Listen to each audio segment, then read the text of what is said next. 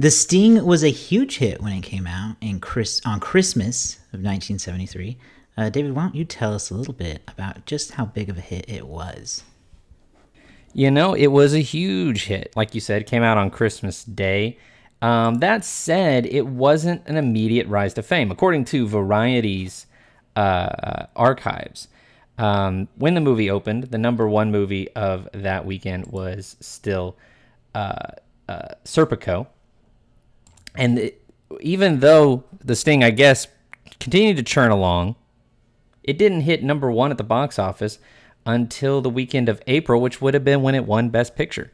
It got a big boost from its Best Picture win, and then was the number one movie in America for 2 weeks, got knocked off for a week by Blazing Saddles, and then back at the top through the month of May in 1974. So it had a good run before it finally got there. It finished finished 1973 as the number two movie of the year, only behind The Exorcist.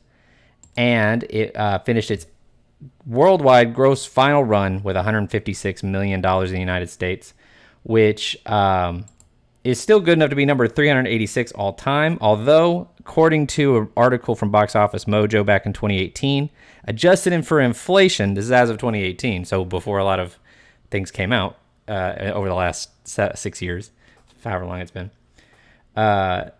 it was the number 20 movie adjusted for inflation all time. So I don't know if that's still the case.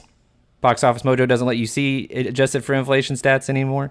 So hard for me to know. I don't know how to convert money rates from 1973. So we'll see. The only other thing I want to say about the box office stats is that this was, I have this little stat somewhere down here. This Academy Awards was the first year that the top three movies at the box office were all nominated for Best Picture. Those being The Exorcist, The Sting, and American Graffiti. So as of 2023, as of the 2024 Best Picture, still hasn't happened again. So a little interesting detail there. That's really all else I've got to say. So your final total again, $156 million, and about 79 million in 1973. I keep saying I keep wanting to say 2023. Anyway, that's it. Any questions? No questions. All right, we'll move on. This week we're talking about The Sting, which Letterboxd describes as set in the 1930s. This intricate caper deals with an ambitious small-time crook and a veteran con man who seek revenge on a vicious crime lord who murdered one of their gang. This, of course, stars Paul Newman and Robert Redford. David, this was your pick for Oscar March Madness. Why don't you tell us why? Well, last year I was on a bit of a Western kick, and I watched Butch Cassidy and the Sundance Kid for the first time. This was with Paul Newman and Robert Redford, and I just absolutely loved it. I thought it was a fantastic movie. It was really refreshing, and I remember doing all this reading about it after watching it. And I had noted then that, they worked together another time for Best Picture winner, The Sting. And I didn't really think of anything about it because it was August of 2023. Then we decided, hey, let's do Best Picture winners. And I remembered, well, you know what? I just read about one that was, the reunion of Robert Redford, Paul Newman, and the director of Butch Cassidy and the Sundance Kid, George Roy Hill. And so I just thought, well, let's give that a shot. I loved that first one so much. I did consider some other movies. I considered Argo and Moonlight, Schindler's List, all movies that are very good. But I kind of like Garrett when he talked about In the Heat of the Night. And I wanted to go older. I wanted to go with something that might challenge our sense of what film looks like, because this is from 1973. So yeah, that's mostly why I picked it. I was really into Butch Cassidy and Sundance Kid, and this was the second movie they did together, so I was excited for that. Garrett, had you seen it before? No, and David, I thought you were going to say, much like In the Heat of the Night, it goes back to Matlock. I thought that's where that was going to go, and I was very excited for that. All roads go to Matlock.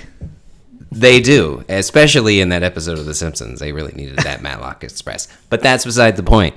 I had not seen this. It was my first time. And you know what? I watched it twice for the show because the first time it wasn't necessarily what I was expecting at all. And so I needed a moment to kind of process. And then I wanted to go back and watch. And so I made it about halfway through. And it really helped with the story. And I found it such an interesting dynamic of a piece where the story was really interesting and captivating the second time, and I was really interested in what they were giving me as a story and how it was pieced together and the way that it was and the detail and the thought. And I didn't get that the first time because I was so thrown off by the production that I didn't expect. I didn't expect the ragtime, and I didn't expect the montages and all of those things that I was just so thrown off on. And so, but I came to enjoy because it's a really fun piece of charming film. But sometimes things are set in a certain era where they don't necessarily carry over as much, and I think that some pieces just didn't hit as well as I feel like they would have in 1973. What about you, Josh? Did you see this before? I had never seen this particular Best Picture winner before, and I would say I had a very similar reaction to Garrett, although I did not watch it a second time or a second half time or anything. But I was very thrown and don't think I got what I expected, and that's no one's fault, I guess, but the ragtime threw me for multiple reasons. It just seems so off, for one, and for another thing, it's just not what was popular at the time either. Oh, you'd be wrong. Oh, I would? You'd be wrong. There was a huge resurgence in ragtime in the early 70s. No. Ragtime was not a thing in the 30s. Oh, yeah. No, it was a thing in like the 12s. Well, so that's what I'm saying. In the teens. It was not right even for the era, so it threw me off. And then, yes, this movie did kick off a very bizarre resurgence where the Ice Cream Truck song went to number 3 on the Billboard Hot 100. That was a fun fact I wanted to mention because I am just still struggling to imagine people in the 70s driving around town with do-do-do-do-do-do-do-do-do-do blasting out of their radio speakers, but it's number 3. Anyway, that's a tangent. The music really threw me, is what I have to say there. I love, by the way, just casually, all 3 of our Best Picture winners have, like, music has been a big element. Well, sure. In terms of, like, ragtime, classical music got a bit of a resurgence in the 80s. We had a bluesy Ray Charles number within the Heat of the Night. We went all right. Now, the movie part, there's a lot of it I did like. These guys are so freaking skeezy. They're charming with their good con men, and so that's fun to watch. It's fun to watch these capers, even though I do get thrown off every time it turns into a weird Scott Joplin chase. I'll admit that was the same. That's the same with Butch Cassidy and the Sundance really? I haven't Kid. seen that either. There's a weird montage in Butch Cassidy that it's where a certain song was created. The song was created for that movie, and it sticks out like a sore thumb. But we'll talk about that another day. There's parts that are really funny. I did like laugh out loud a few times at some moments that just kind of just unexpectedly tickled me. I did feel it was a little overly long. Really? Yeah. I thought 2+ hours was a little much for any ragtime. It's like caper. right at 2 hours. It's like 2 hours 5 minutes. So this was like I think the shortest of the ones we did. It's also the silliest by a country mile. Yeah, I thought it was too long. So I don't get. I just can't say I get it. I truly don't get it. I think you need to go back and watch it again, and after having processed it, because for me, I strongly got Ocean's vibes. Like the level that these people went to pull off this con, and the detail that they had, and honestly their personalities and who they are as actual actors. I mean, Paul Newman and Robert Redford were the George Clooney, and Brad Pitt were the Frank Sinatra and Dean Martin of their time, right? I mean, like, it's very just interesting to see that dynamic in there. And I really think that the way that they set up the con and the wire and the structure, like, I mean, they built all of these fake places and set this man up in such a deep way because he killed this man Luther, and it affected every single person to their core, that they were ready to jump on this big mafia boss. And so I think that the story is really strong there. It is just kind of in a package that, if you're not expecting it, kind of throws you for a loop, because the montages for me it wasn't necessarily the ragtime. I thought it was kind of silly. It didn't bother me. It threw me, but it didn't bother me. I was like, okay, whatever, I'll accept it. I didn't know it wasn't of the 30s. I figured it was like another resurgence there, so I was like, whatever. But for me, it was like the actual montages where it just felt like it was part of the movie, and then they just decided to put the ragtime over it. That was, for me, where I didn't love it. I also thought that some of the transitions were a little silly. They continued to use the wipes and the page turn. I like the page turns, but the actual like default star wipes and stuff that they use were not my bag. But yeah, that was pretty fun stuff. The production value and the story just really contrasted, and I don't know, watching it a second time, I really just appreciated the story more.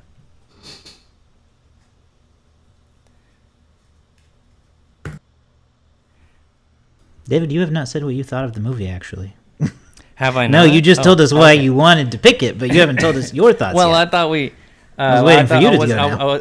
I was wondering if we were going to talk about the how it did the Academies first before.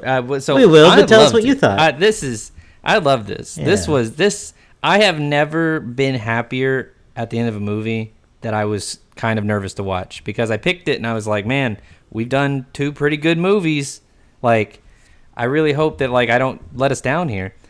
But like, this instantly jumped into an all-time fave for me. Like, like you said, Garrett, the Ocean's vibe, definitely. I feel like this is like the grandfather of heist movies. Like, this, like, so much of what some of my favorite crime movies do, it has sort of like morally ambiguous characters where the bad guys technically are good guys and the good guys are technically bad guys, where you have like this crooked cop named Schneider, played by Pappy O'Daniel. It's not his real name, but that's who he is in Oh Brother Art Thou. And you have this big mom boss. I mean, and you mentioned Brad Pitt, George Clooney, Brad Pitt early in his career was compared to Robert Redford just because of how good looking he was, how charming he was on screen. So it was an easy connect to make there. And I was nervous as it started, because I was like, oh boy, this seems really like dense and really like 70s crime. But then once they started to let those characters be introduced, once they started letting Redford and Robert Earl Jones, who I want to talk about later, and once Paul Newman started getting involved, I was just like, yeah, these just seem like cool dudes, and they are cool dudes who do cool crimes. Yeah, there's these movies always do such a good job of making a grifter so charming and wonderful. I mean, any movie or book that is about a grift, the person who is doing it, they are so charming and you want to root for them. These guys are conning this man. They're taking it for his money. Now, he's a bad dude. They're the Robin Hood of grifters. Yes. They're going after the people that deserve it. But yeah, they're so charming. And then again, for me, knowing kind of their characters a little more and what they're trying to do, man, I really appreciated the performances the second time. I really enjoyed them the first time, but like seeing Paul Newman and what he does, and he has this moment before he goes into the first poker game on the train, where he is getting prepped and he's getting ready, and he's outside the door and he goes, and then he opens that door, and the first thing you hear on the other side is, "Sorry I'm late, guys, I was taking a crap." And it was one of the most unexpected and hilarious moments. And you see why he did this. The things that he did to just poke and prod at this man throughout this whole thing, and the character that he created. And they just portrayed that throughout the whole thing. It was just, I don't know. It was, this second watch really helped me understand the movie a little more. And so I highly recommend it for you, Josh, as well. Well, I'm sorry I'm late, guys. I had to crap. It was a very funny moment to me. I laughed. It was the hardest laugh that I got out of me. And it was my favorite scene just because it was very funny to see him act a fool like that. I enjoyed, I want to say, I enjoyed the cons. I do definitely agree that there's no way there's not a ton of details you missed the first time. Just because, I mean, you can tell that it's pretty detailed. I did enjoy the writing, so I do kind of want to try it again and see if what else kind of sticks out and about the story and the characters and all that.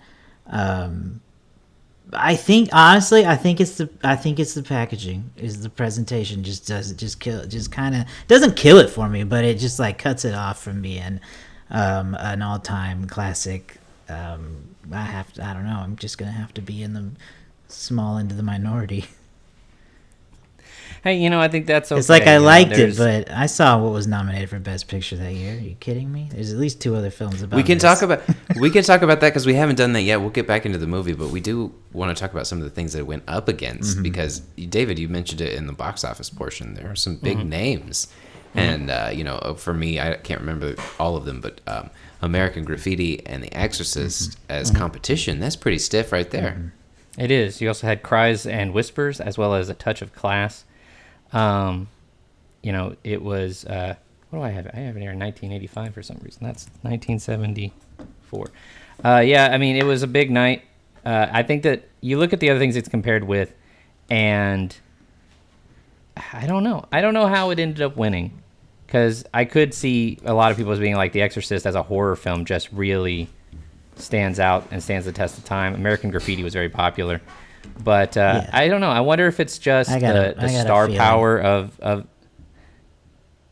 wonder if it was just the star power, or if it was the fact that it's kind of a comedy. It's a lot more. I think maybe at the time in the 70s, is a little bit more approachable compared to some of the other movies. I don't know.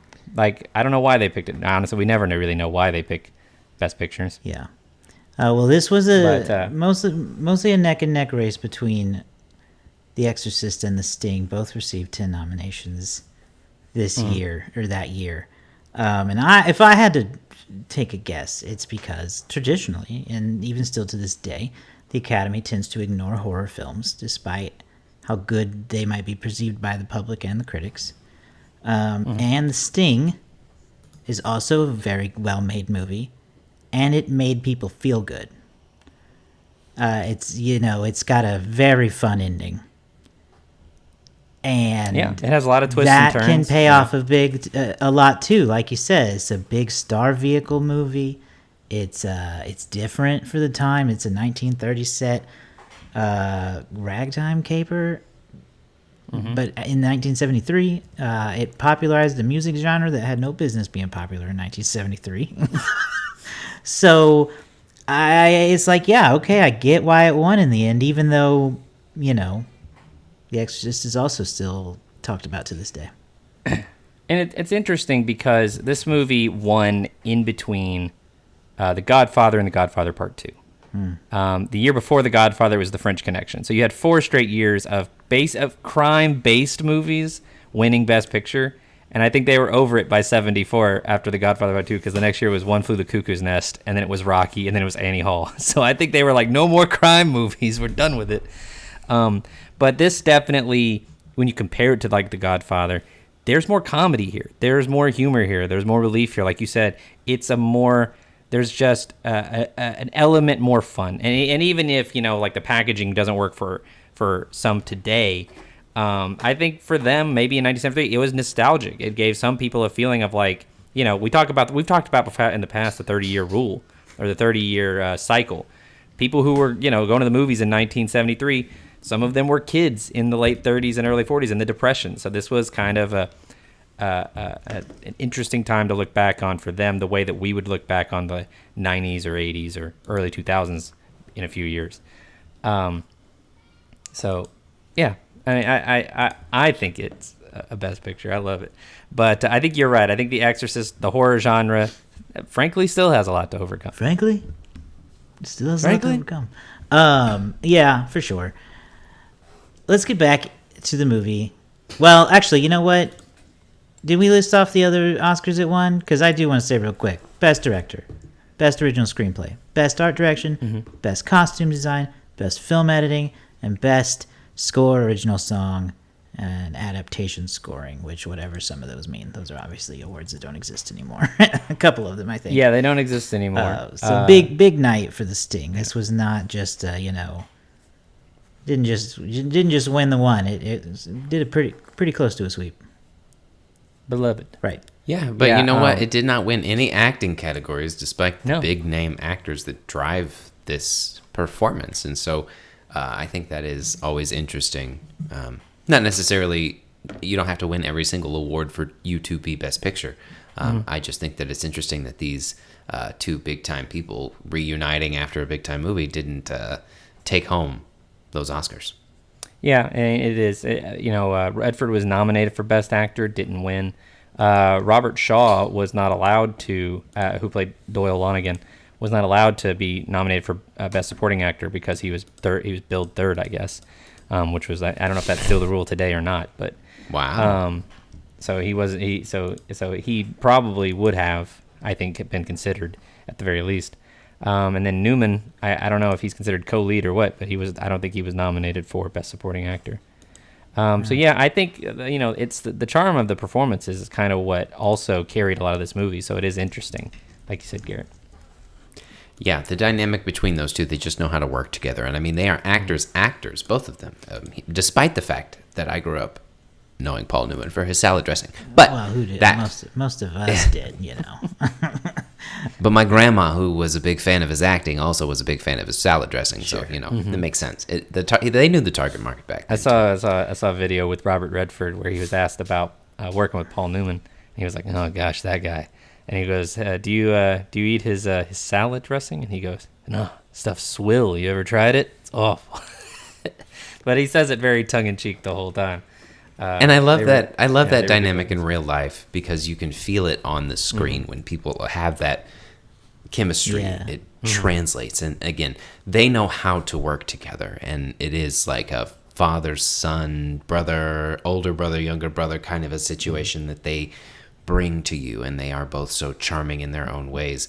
And honestly, they're standing up for a good thing in their world. I mean, there's a line that stands out to me from Robert Redford that's, he's trying to convince Paul Newman to help him with stuff, and they're getting to know each other for the first time. And Robert Redford's really upset because Luther has died at this point in time, and he wants revenge, man. But he wants to get him where it hurts, and that's in this man's wallet. And Paul Newman is really trying to get some character from him to make sure that he can work with this guy and that it'd be good. And Robert says that I don't know enough about killing to kill him, but he, implying that he's not a murderous man, but he'll get revenge in a financial way, and he'll go after where he thinks it hurts, and that'll be enough because that's what he knows how to do. And I just really like that. I thought that was a line that for me, again, in both times that I watched it, I made comments about and really was like, I really like that line. I think it's really well delivered, and I think it really sets the tone of who they are and what they want. I agree. There's also a great line in that same sequence where Henry sets up this idea of like he wants to know how far how invested he is in this, how far he is willing to go, or what exactly his full motivations are, because he says, basically, I don't want to be here with some guy who decides it's not enough once it's done. Once we rip this guy off, if it's not enough and you want to keep going, I'm not in this for a lifelong vendetta. And that's mirrored at the very end of the movie where Hooker looks at Gunnar and says, "You're right, Henry. It's not enough, but it's close." And it's like they got him. He's good. They're not going to be living with the bitterness and the rage for the rest of their life. They got what they wanted. So yeah, I think it's a pretty well written movie in that respect. Like it's not just gags and goofs. It's like there's a consistency. There's an arc for both of these characters, or specifically Redford's character of Johnny Hooker. Gorndorf is very much kind of he's a mentor. He's a teacher. He's been through all this stuff, and so he doesn't want to see him fall into the same things. You also wanted to talk about Robert Earl Jones as Luther. I did. The father. So Robert Earl Jones, I thought for the brief time he's in the movie, was actually a pretty strong character, because at the end of the day, he's the character the character of Luther is sort of central to what kicks this all off. It is his murder at the hands of Lonigan's men that kicks this whole thing off. And I do find, I would be interested to see what people think of this from a modern context. It is interesting to see that in 1973, Best Picture winner features two white men, well, a large group of white men trying to avenge the death of a black man, and how in the world of crime, as they present it, they are equal, even if the world may not view them in the outside that way. Like, they view Luther as someone worth fighting it for, worth avenging, worth getting revenge for. I thought he was great. I for what we have, very good. Yeah, it's a subtle portrayal, but I agree with you, David. That is an interesting thing to point out, because there are some N-words that are dropped in this movie, but it is only done by the criminal or the bad guys, like the actual murderous, villainous bad guys, and those that we are rooting for treat everyone as equal and same. And I, it's again very subtle, but I really appreciated that aspect of the storytelling. Well, and so like, granted, trigger warnings for people who that might offend. It is, it is a tough time, but I think, contextually, the uses make sense. That may not be good enough for some, and I understand that. But like, it's not ever used really, with the exception of like the first use, which kind of is weirdly problematic, since he's the guy that robs Luther at the beginning is on the team, but anyway, it's never really used any vitriol. It's very matter of fact. Even Luther refers to himself by the N-word. And it's just very like, and I assume that was just, at least in the 70s, how they viewed it as being very commonplace at that time. And it was commonplace at that time, unfortunately. But I understand that for many, that's going to be worth noting. So we probably should have noted it slightly earlier, but it is worth noting. I was just going to talk about, like you said, the poker scene was, I think, one of the best scenes in the movie. The hook, where they go on the train, they trick Lonigan into losing a lot of money, and then so they could set him up to lose more. Was fun, and I liked the shuffling cards scene on the train as well. Mm-hmm. It was fun. It's just, those are the fun moments I liked. As a person of magic, I appreciated the skill there. Newman acting drunk. We kind of talked about it a little bit earlier. Him just needling Lonigan with all the fake names. I love, you guys talked about him saying he had to crap, but I love that he comes in and he goes, well, Lynham, we'll get started here. And he goes, it's Lonham. And the first thing he does, he doesn't say anything, he just goes, Buh. He just burps. Okay, I did laugh out loud at the burp. I did. And he was just so disrespectful, but also so unexpected for me. Like, I never anticipate a burp in a movie. I gotta be honest. But he goes, Lonham, all right. And then they just keep going. Really funny. And also the fun of that is also, like, as I was watching it the first time, it was genuinely kind of tense, because you got two people trying to cheat at a card game. Who's going to cheat better? I know. So I liked that a lot. We talked about the montage stuff. It is a little bit odd, but it's, I let the movie have its fun.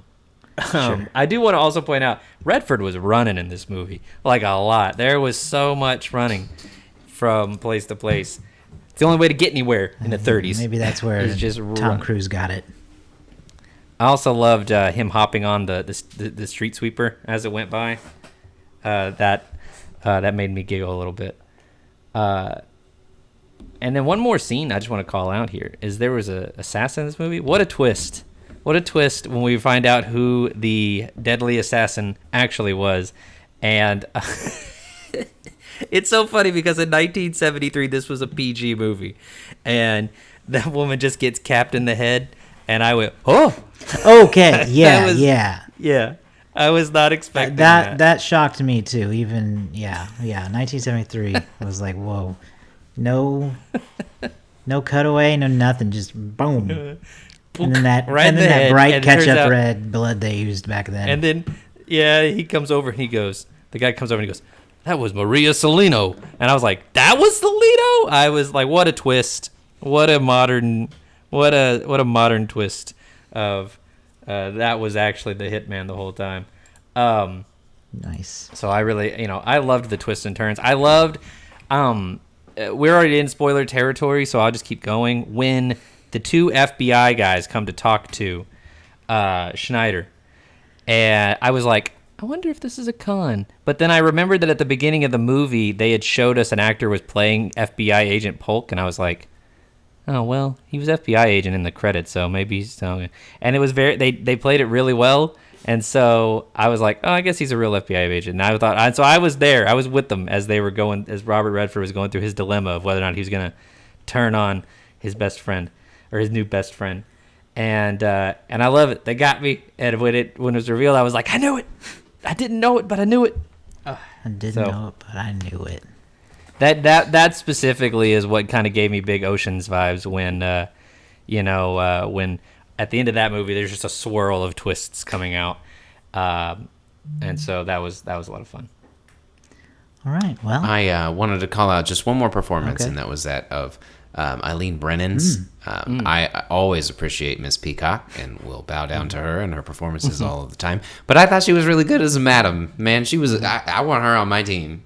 Sign me up. She keeps a secret. She keeps her calm. She keeps her cool, and she stands up to dicks. And you need people who stand up to dicks in your life.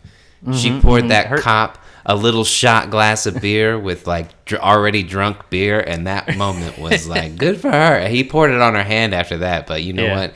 She was like, whatever, man, I ain't here for you. And I really liked what she did, and being able to show her skills as a pickpocket. There was a lot of nuance to a character that didn't have a lot to do, but had a lot to do for that movie. Yeah, so she said, everything that she did was really vital and important, and I thought that she did a really good job. 100%. All right, let's get into our final thoughts and ratings. I'm going to start by reading off Andrew's. He wanted to be on this episode, but had to cancel at the last minute. However, he did send us in his review that he posted on Letterboxd. So let's go ahead and read that real quick to set off the vibe. 5 stars. The Sting is one of my absolute favorite movies of all time. Paul Newman and Robert Redford's buddy chemistry only add more charm to the brilliant writing of David S. Ward.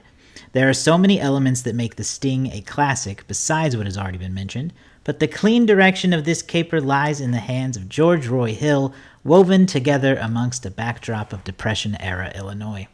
High-stakes gambling, a dash of mystery, a little comedy, sprinkled with excitement. What else could top this masterpiece? Oh yeah, that wonderful Scott Joplin score. Definitely one of the most perfect and satisfying movies ever. 5 stars again from Andrew Nichols. Well said by Andrew. Some people have AI. We have AN, Andrew Nichols. Wait, I got Andrew GPT. All right, who wants to follow? Actually, you know what? Let me follow that because I'm going to be the disappointing one of the bunch, clearly. And I don't even know how to, like... I wasn't in love with it. I just liked it. I think it was a mostly fun movie. I just don't know that I get the hype. It's got a lot going for it. But, like, again, I'm like, man, the Exorcist, that's my vote for Best Picture in that year. And this is just perfectly good. So, I'm gonna be... There's a lot of technical things I like. So, I'm gonna give it 3.5. 3.5. Okay. Sorry. Garrett, what about you? Yeah, I have really enjoyed what I've seen and paid attention to more this round, and so I'm appreciating more of the story and that. So I think I wish I could do this on Letterboxd, but I'm not quite there because, again, I think the package for me initially threw me off. But when I sit down to watch it again and I pay attention to what the content is, it's really good, and I'm really enjoying it. And I think that a lot of thought went into certain elements of it. So I'm going to give it like a 3.75 for the production and things like that, because you can't do that in Letterboxd, which I disagree with, but you know what? Sometimes you just kind of have to break the rules. I think this is, again, on my scale, four stars are great, but I'm not quite there, but I feel like it's very, very, very strong. I'll give you that as I do the numbers tally later. And then I'm gonna hike up the whole score here, because it is clearly an influential movie. I got so many so many different feelings while watching it in terms of like movies that I've loved in the past that made me I kind of feel like the last time a crime film won Best Picture would probably either be No Country for Old Men or The Departed, depending on how you think about those movies. And I don't know. I love a good crime thriller. I love that. I love westerns. I love all that stuff. So this was my my stuff. It was great. It's now one of my favorite movies of all time. So I'm going to give it 5 stars with Andrew, and I'm going to hike this overall score of ours up quite a bit. Could not recommend it more. Okay. All right. Great. That is we got a wide range of reviews here for y'all. So let us know what you thought of The Sting if you watched it with us or if you've seen it before. You can do that by checking us out online. We're on Facebook, Instagram, Threads, and TikTok. Just follow at So Many Sequels Pod. All right, guys. It's time to play the Letterboxd game where we all take a stab at where we think the Letterboxd community has ranked this film on a 0 to 5 scale. Letterboxd is our favorite social media platform for movies. You can follow each of us and the show at So Many Sequels Pod on there. We would love to be your friend on Letterboxd and share reviews and all that fun stuff. So go check us out there. David's going to be the first person to guess. The 2-time champion is behind right now in the standings, which we love to see. I'm going to read a few of the most popular reviews on Letterboxd for The Sting, and then we're all going to take a guess at where we think this is going to land. All right, here we go. 5 stars. The color palette they used to grade this is 100% just a way to make Paul Newman's eyes look bluer and the blood on Robert Redford's mouth look redder, and you know what? I agree. 4.5 stars. Robert Redford has Brad Pitt face. 4 stars. So classical, it might as well have been actually filmed in 1936. And 4 stars. 1930s uncut gems. I did want to mention I am a little upset that not that Paul Newman wasn't nominated for Best Actor or Supporting Actor, but the fact that his eyes were not nominated for Best Supporting Actor was a travesty amongst itself. Yeah, it's true. He's got a great set of eyes. Cal Ripken Jr. blue. I noticed a lot of blue eyes in that movie. I don't know, something about the color. They're right. They're onto something there. Well, all of those most popular reviews were very high. Right. So where are you thinking, David?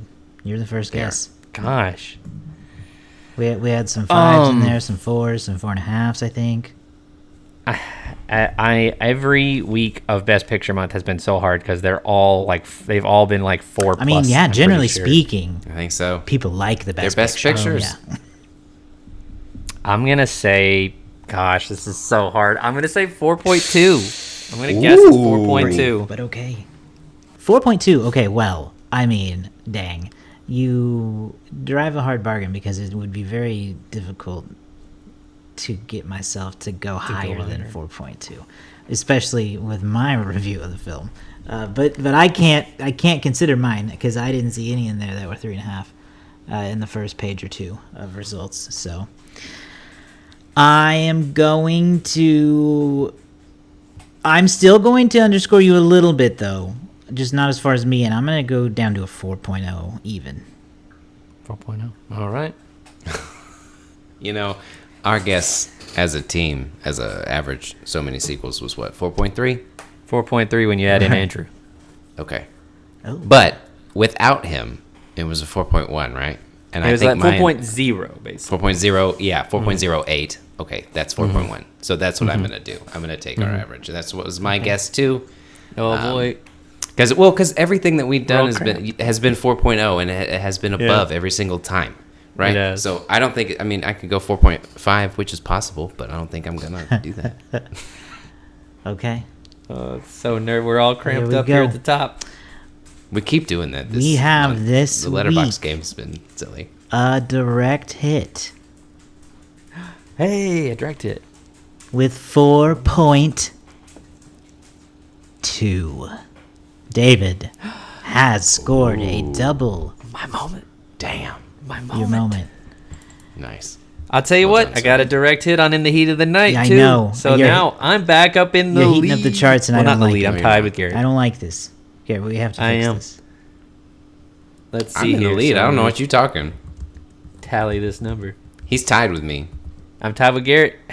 Me and Garrett. He tied up just at 4. forgets to add ties. He does. He likes to confuse people with the numbers and statistics. Like last year, he kept being like, "Well, yeah, you have 47 points, but you only have 2 direct hits." And, Like- he kept confusing me, thinking Yeah. I I was was doing. trying he to kept thinking, explain. No, I you was trying kept to- making me think I was Garrett. doing better than I was doing, and you'd be like, "Oh yeah, you have 2. You're leading in Yeah, 'cause- direct hits, but you're last in points. So like, good for you." Because Garrett, you would even this year you have 4 with 3 wins. I have 4 with 2 wins. So like that's It the don't make no amazing. difference. No, you're just being. No. But it's interesting. It's No, interesting. No. I've No. got 2 Is it- direct hits, putting me at 4. is it- You've got No. 4 points. You're the only one who finds that interesting. You're You're outvoted. just being the You're little off of- cousin at you're the voted off the sleepover island. who's I'm like, just saying, well, actually, Garrett wins. Well, actually, I'm just saying Garrett wins more, but I win better. That's all Oh. I'm saying. No, Okay, that don't make no difference. Don't make no never this is mind. getting competitive, y'all. Garrett, you've got more rushing yards, but I've got more carries. No, No, 'cause you've got his- more carries. I've got more yards. His arguments just don't They're make getting sense. It's sillier just and numbers and sillier. statistics that aren't important. Well, Well, you know. you can bend statistics to important to me. anything. Hey, if you're a fan of the letterbox statistics, get in the comments. Let us know what you think. Are you pro knowing how many times Garrett's won, but how many direct hits he has? Exactly. Let me know. All right. That's it for this show. Next week we'll be kicking off a brand new month. Stay tuned for that. So stay tuned for that. We'll be announcing that here on our YouTube channel and our podcast feed, as well as our social media channels. So check those out. We got links to all that at somanysequels.com. Again, we're on Facebook, Instagram, Threads, and TikTok. You can also subscribe to our Patreon, where if you do that, you can get access to our Discord. So be sure to do all that. Oh, and we are getting closer and closer to hitting our YouTube goal. Our next, what do they call them, like flex goals when they change along the way? Our next Yeah. flex goal is 121. We're at 119. So a couple more people. Hit that subscribe button if you have enjoyed any of this video or any of our other videos. We would appreciate it a lot. We'll see y'all next time with a brand new month, brand new theme here on So Many Sequels.